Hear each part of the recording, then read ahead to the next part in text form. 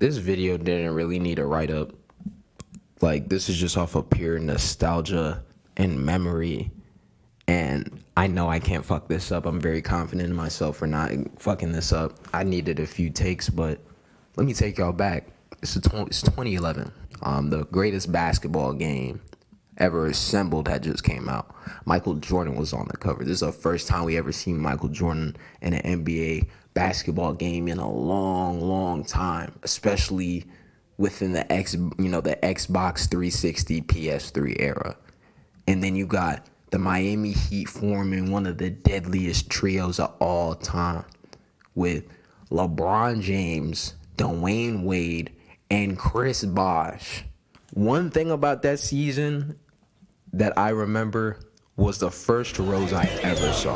Life is like an appetite, truth and dare. I double dare your life to end it. Baby, before they end this near. See, I can hear you crying silent, sitting in the dark. Holding crosses cross your heart. Sin is such a work of art. Watch out for the love. Life is like an appetite, truth and dare. I double dare your life to end it. Baby, before they end this near. See, I can hear you crying silent, sitting in the dark. Holding crosses cross your heart. Sin is such a work of art. Watch out for the love. Bet 1,000, shoot 1,000.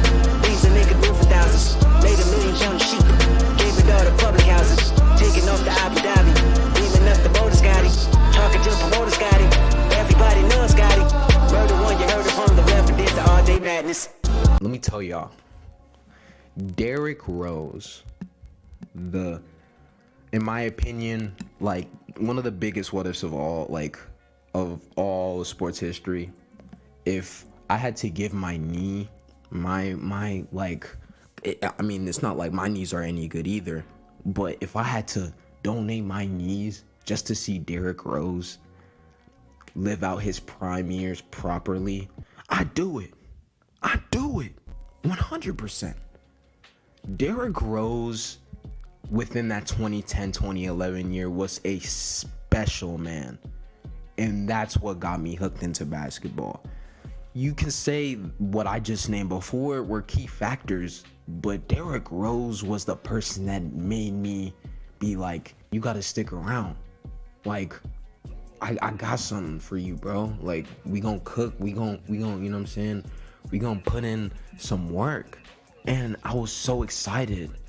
Like, that 2010-2011 season watching Derrick Rose hoop was amazing. My dad always had national televised games just going on, like playing on at the house. I'm a 7-8-year-old, and what mainly got me hooked were Derrick Rose games.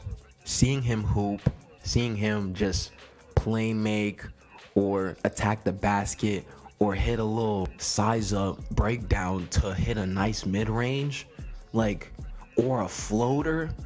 Oh my God, them Derrick Rose floaters, cuh. And all of that, right? Once again, with a league with LeBron's big three that he assembled. That first year, the Chicago Bulls were first. And they were first because of Derrick Rose. I think a lot of people forget that first Miami Heat stint, like, it was fire, right? Like, seeing them hoop was heat. But the times we saw them lose or seeing them against real teams, like with real chemistry, it got rough. Derrick Rose is that Miami Heat team's kryptonite. Even though they won in 5, those games were classics. Especially those regular season games. They were just hooping. They were battling it out. Derrick Rose won MVP that season, where Bron was doing fairly well. And once again, he is the youngest MVP we have ever seen. The youngest MVP we have ever seen. I'm hoping him don't go and overtake him at all. I would not like that. But 22 years of age in LeBron's league that he tried to rule as his own, Kobe, Garnett, Paul Pitt, like that Celtics team, like real demons. And you ended up winning MVP that season, you have to be cemented in history books. And even when they lost in 5, which is like, okay, I was excited about the next season, because the next season was gonna be more Derrick Rose hoops. I was ready. And then the fucking lockout happens. Bro, I was pissed. I was really upset about that lockdown. Cause like, why? I can't lie, why? I had no hoops for maybe, I want to say two or so months, 2-3 months. You know, Kyrie had just gotten drafted. I was ready for the Kyrie, D Rose compiness. Like, I'm ready for the lights. It's the Heat's second season. Like, I'm sitting there ready. Season was good. Christmas Day, opening day, memorable. The jerseys, memorable. The games, memorable. D Rose dagger, memorable. I'm trying to tell you, D Rose was really going to be the one. He was supposed to be the one. And then I'm gonna tell you, first round 2012, Sixers versus the Bulls. I'm watching. Derrick Rose, oh my god, like, and the season he had was great. Like, it's not even that the season after that was a bad season. He was 11th in MVP voting. He averaged 21. Then he tears his ACL.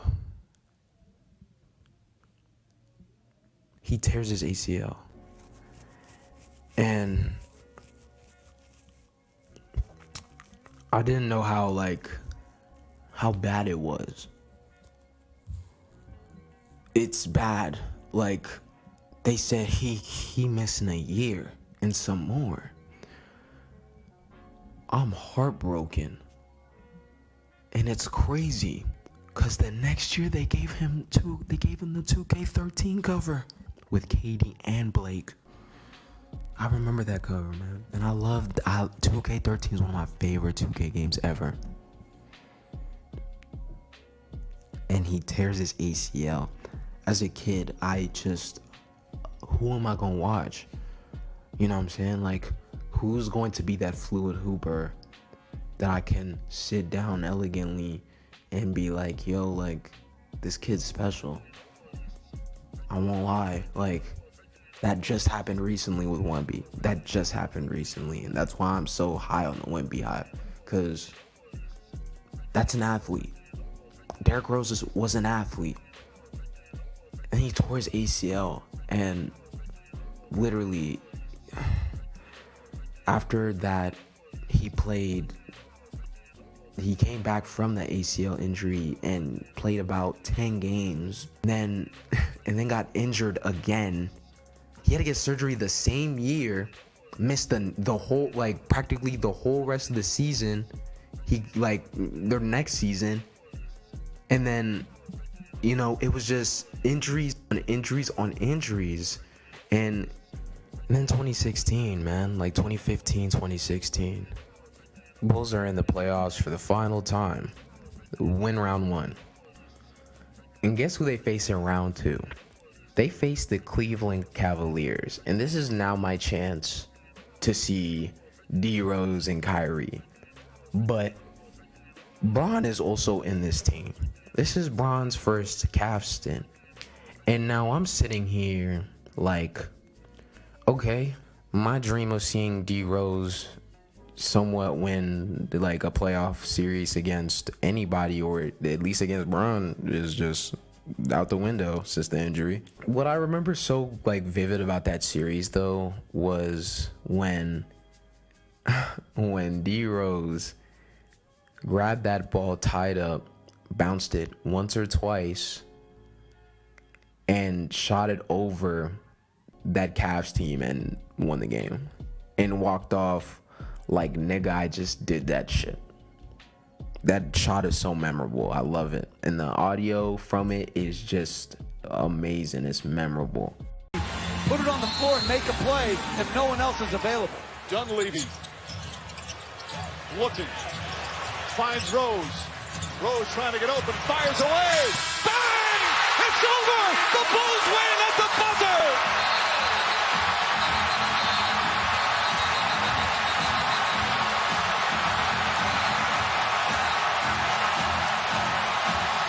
But the next stint was great. And it's crazy because he wasn't even that old. He was 28. He averaged about 16, 18 per game. Then he signed for the Cavs the next season, and that didn't really go well. He played like 16 games and then got traded. He got traded to the Wolves, and then that, I guess the first half of that Wolves stint when he went didn't really go well. But that second one, man, memorable. I think he should have gotten 6-man that year. Like, there's 2 years where I think he should have gotten 6-man, but I think those are one of those crucial years he should have got 6-man and most improved. That's what a most improved player award is for. Because literally that same year, that 2018, that Halloween night, October 31st, 2018, D Rose dropped 50 freaking points on a Halloween night. And I'm 15 around this time.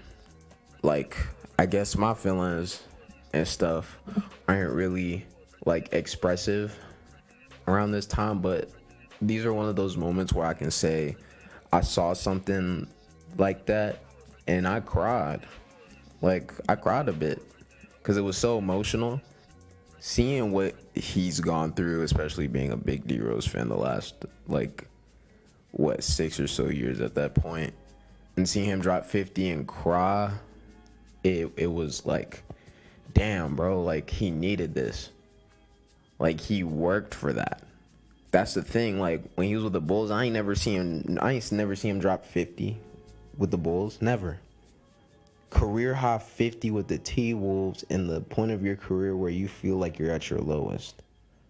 Man, after he got traded, man, he was dropping 18 per, 18, 14, like shit like that. Like, after the Minnesota stint, he went to Detroit, dropped another 14 or so points. And also, I think he should have been 6-man that year. He was third in 6-man voting, fun fact. I guess the years after that, they just were okay. You know what I mean? The simple 14 and 12 for the Knicks, the Pistons. And then his last year at Memphis, he didn't really do much. He played a little bit, not much, though. And he retired. He retired on Friday. And it hurt my little sports soul. That was the first guy to ever get me into watching hoops periodically, and not just like watching a highlight or two or watching the Sports Center top 10 and seeing the best plays on there. Like, watching full games, seeing what this man could do. And he retired, and it was like, damn, like, that hurt. Man, that hurt. In my opinion, once again, this is me, but in my perspective, I don't think we will ever see any player like D Rose again, bro. And if I do, I'll let y'all know. Y'all will be this would be the first place you'll have to check if you see another D Rose. There will never be another D Rose again. Person with that much agility, playmaking, and rim attacking at 6'3". Come on, bro. Don't tell me about no Russell Westbrook. Russ ain't no D Rose. I do think Russ is better, but Russ ain't no D Rose, in my opinion. Those are two completely different hoopers that aren't comparable. Thank you for watching. I appreciate y'all. And I'm gonna leave y'all with this, man. This is self-expression. Very emotional. A huge victory for this team, and it comes from you and your career high 50 points. What does it mean to you, Derrick? Man, everything, man. I worked my ass off, bro.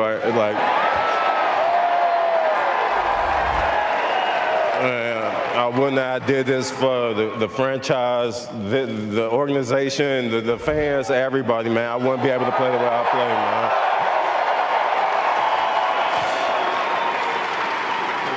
We weren't sure if it was the throwback jersey you were wearing, but you did look like Derrick Rose of old. And what did it feel like going through from beginning to end? I'm doing anything just to win, man. I play my heart out. My teammates told me before the game, just play my game. And tonight was a hell of a night. What does it say about this team that seemed unnerved when you found out that you were going to be down 2 starters, and you guys jumped right away at the start of this game under your energy and didn't stop at all? What does it say about this team? We got a young group. My job is to come in, be the veteran, help guys out, and lead by example. You see me talking. It's the most I ever talked to my teammates in my whole career. So it means a lot. Crowds are thankful for you, Derrick. Congratulations on a huge night. You deserve it.